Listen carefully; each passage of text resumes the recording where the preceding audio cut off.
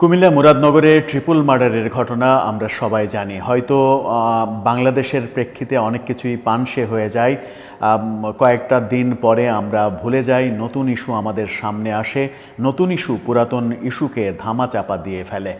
সেভাবেই বাংলাদেশের পরিপ্রেক্ষিত রচিত হচ্ছে প্রতিনিয়ত, আমরা সেটাই দেখছি। আমরা অনেক সময় আলোচনা করি, বলি যে আমরা ভুলে যাওয়ার জাতি, আমরা অনেক কিছু ভুলে যাই এবং অনেক কিছু ভুলে যাই বলেই আমরা প্রতিনিয়ত ইতিহাস বিকৃত হতে দেখি। আমরা ৭১কে ভুলে গেছি, আমরা ৫২কে ভুলে গেছি, ৭১-৫২-র অনেক কিছু আমরা ভুলে গেছি, আমরা অনেক কিছু ওন করি না। ৭১-এ কারা দেশের পক্ষে ছিল, কারা বিপক্ষে ছিল, সেগুলো ভুলে গেছি।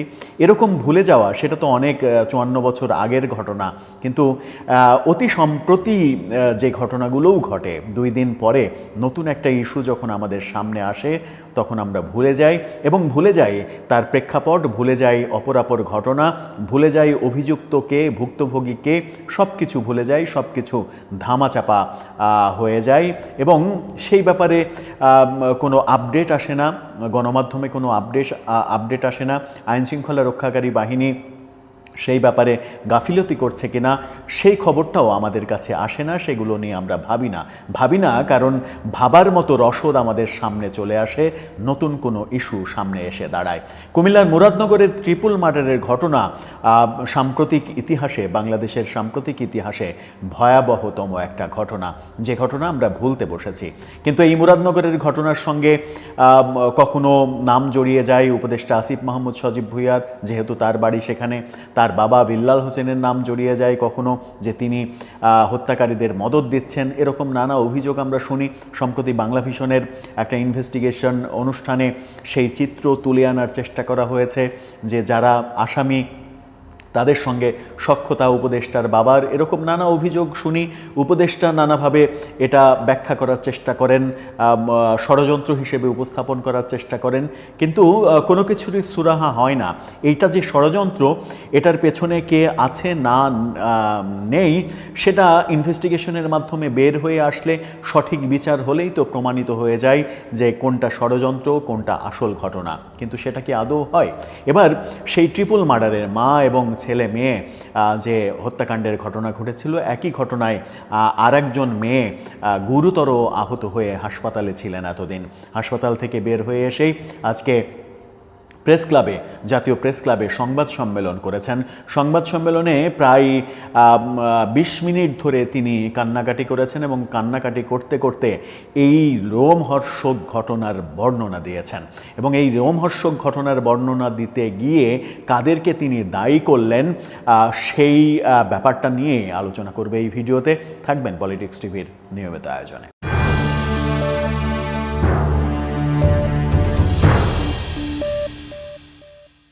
দর্শক, পলিটিক্স টিভির নিয়মিত ভিডিওগুলো স্পন্সর করছে প্রজাপতি.tv, নতুন ওটিটি প্ল্যাটফর্ম। আপনারা চাইলে ইউটিউবে, ফেসবুকে, ইনস্টাগ্রামে, টিকটকে দেখে নিতে পারেন। ডেসক্রিপশন বক্সে লিঙ্ক দেওয়া থাকবে, সেখান থেকেও আপনারা দেখে নিতে পারেন প্রজাপতির কার্যক্রম। চলে যাচ্ছি মূল ভিডিওতে। বলছিলাম কুমিল্লার ট্রিপল মার্ডার, মা, ছেলে, মেয়ে হত্যাকাণ্ড এবং ঘটনাক্রমে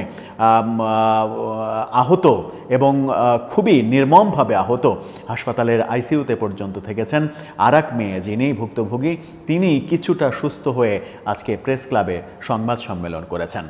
প্রেস ক্লাবের সেই সংবাদ সম্মেলনটা গণমাধ্যমে উঠে এসেছে। আমি ব্যক্তিগতভাবে যে গণমাধ্যমে দেখেছি সেটা ডিবিসি নিউজ। মজার ব্যাপার যেটা দেখলাম সেটা হচ্ছে যে ডিবিসি নিউজ যে ভিডিও চিত্রটা সামনে নিয়ে এসেছে, সেই ভিডিও চিত্রের টপ অফ দ্য হেড, অর্থাৎ ভুক্তভোগীর মাথার উপরে যে ব্যানার, সেই ব্যানার অংশটা তারা ব্লার করে দিয়েছে। অর্থাৎ ব্যানারে কি ছিল সেটা দর্শকদের দেখাবে না, এই কারণেই তারা ব্লার করে দিয়েছে। এটাও গণমাধ্যমের একটা সীমাবদ্ধতা। গণমাধ্যম যে কতটা স্বাধীনভাবে কাজ করতে পারছে সেটা এই দৃশ্যটা দেখলেও অনেকটা প্রমাণ হয়ে যায়। কি বললেন সেই ভুক্তভোগী? রোমহর্ষক সেই ঘটনার বর্ণনা দিলেন এবং সেই বর্ণনা দিতে গিয়ে তিনি অভিযোগের তীর কাদের দিকে ছুড়লেন সেটা নিশ্চয়ই একটু আধটু হলেও বুঝতে পারছেন। বর্ণনাতে কি বললেন? বললেন যে অভিযুক্ত প্রধান আসামি যিনি শিমুল চেয়ারম্যান, এবং কথিত আছে তিনি আওয়ামী লীগের অনুসারী হওয়া সত্ত্বেও আসিফ মাহমুদ সজীব ভুঁইয়ার বাবার শেল্টারে নাকি তিনি এখনও চেয়ারম্যান হিসেবে আছেন এবং দুর্দান্ত দাপট দেখাচ্ছেন। এই অভিযোগগুলো আছে, বাংলাভিশনও এই অভিযোগগুলো করেছে। অভিযুক্ত যেটা বলছেন, শিমুল চেয়ারম্যান নিজে উপস্থিত থেকে এই হত্যাকাণ্ডের নির্দেশ দিয়েছেন এবং তিনি নিজে অংশগ্রহণ করেছেন। বলেছেন যে মা কুপানোর পর উঠে দাঁড়ানোর যখন চেষ্টা করে, মাকে কুপানোর পর মা যখন উঠে দাঁড়ানোর চেষ্টা করে তখন শিমুল চেয়ারম্যান একটা ইঁট নিজে হাতে নিয়ে মায়ের মাথা থেঁতলে দিয়ে মৃত্যু নিশ্চিত করে। অর্থাৎ শিমুল চেয়ারম্যান শুধু দাঁড়িয়ে নির্দেশ দিয়েছেন তা নয়, তিনি নিজে মায়ের মাথা থেঁতলে দিয়ে মৃত্যু নিশ্চিত করেছেন। তিনি বলেছেন যে আমার ভাইকে উলঙ্গ করে কুপিয়েছে তারা। শিমুল চেয়ারম্যান দাঁড়িয়ে থেকে লাস্টে কুড়াল দিয়ে ভাইয়ের মাথার খুলি আলাদা করেছে।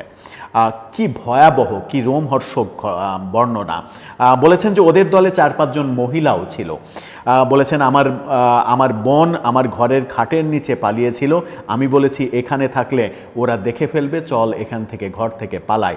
তারপরে আমি আমার বোনকে নিয়ে পিছন দিক দিয়ে পালিয়ে অন্য একটা বিল্ডিংয়ে চলে যায়। এরই মাঝে যে ঘটনাটা ঘটেছে, মা এবং ভাইকে তারা হত্যা করেছে।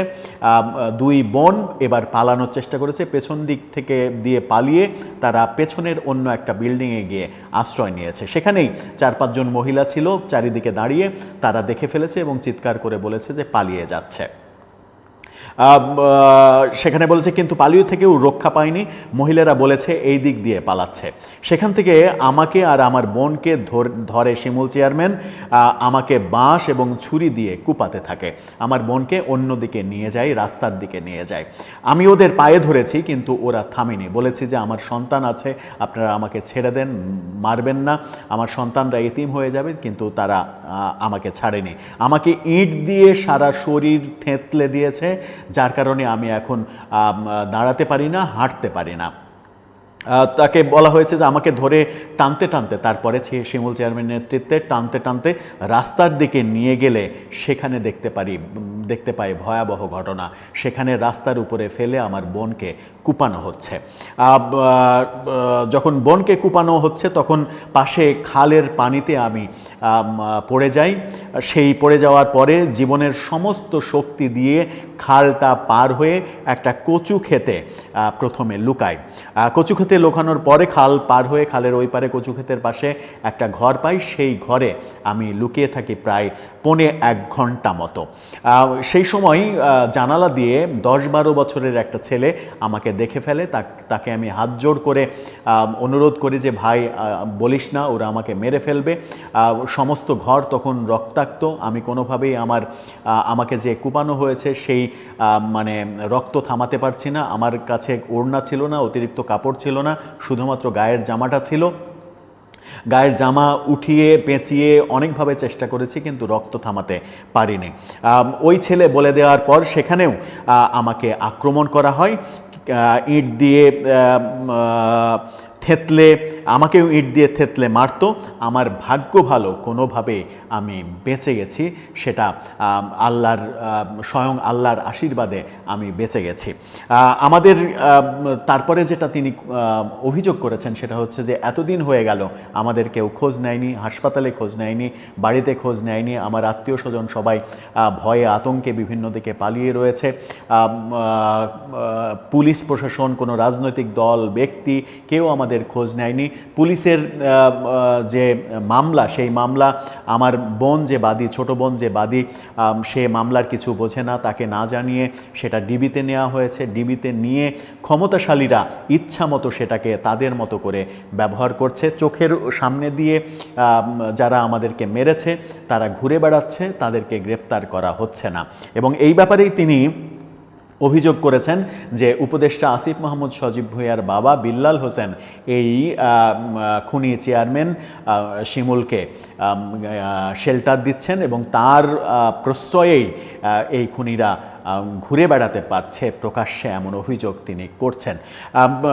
প্রেস ক্লাবে সংবাদ সম্মেলনে এসে এই ভুক্তভোগী খুবই মানে বাজেভাবে আহত এই মহিলা যখন এমন কথা বললেন, তখন তো মানুষের বিবেক একটু বিবেক সাড়া দেওয়ার কথা, তখন সরকারেরও বিবেক সাড়া দেওয়ার কথা।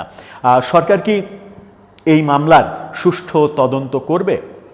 তদন্ত করে আসল ঘটনা বের করে আনবে? তিনি এটাও বলেছেন যে আমার বর্ণনায় যদি কোথাও কোনো মিথ্যা থাকে তাহলে জনগণ সব প্রকাশ্যে আমার ফাঁসি দেন, আমার আপত্তি নেই, আপনারা তদন্ত করেন, সঠিক তদন্ত করেন।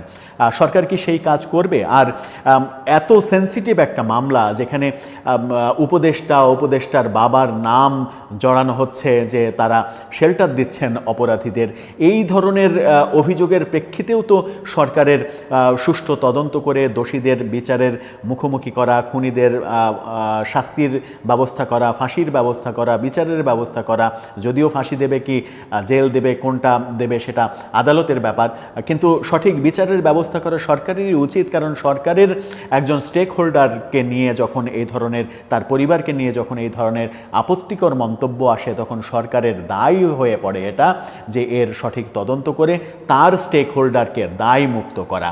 যদি সত্যি এর সঙ্গে আসিফ মাহমুদ সজীব ভুঁইয়া তার বাবার কোনো ধরনের কোনো সংযোগ না থাকে, তাহলে তদন্ত করে তাদেরকে জনসম্মুখে এই দায় মুক্তি দেওয়া উচিত, এটা সরকারের কর্তব্য। সরকার কি সেটা করছে নাকি করছে না? অভিযোগ করেছেন যে যিনি এখন তদন্ত করছেন তিনি আমাদের কোনো কথা শোনেন না, ইচ্ছামতো যা খুশি তাই করে, কোনো আসামিকে গ্রেপ্তার করে না, সামনে দিয়ে ঘুরে বেড়ায়, কিন্তু আসামি গ্রেপ্তার হয় না। অভিযোগগুলোর সুষ্ঠু তদন্ত হওয়া উচিত এবং এর একটা সমাধান খুবই প্রয়োজন।